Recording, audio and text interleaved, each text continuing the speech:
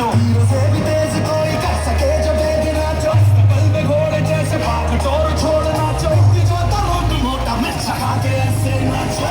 आजा छोरे आजा दूरे आजा छोरे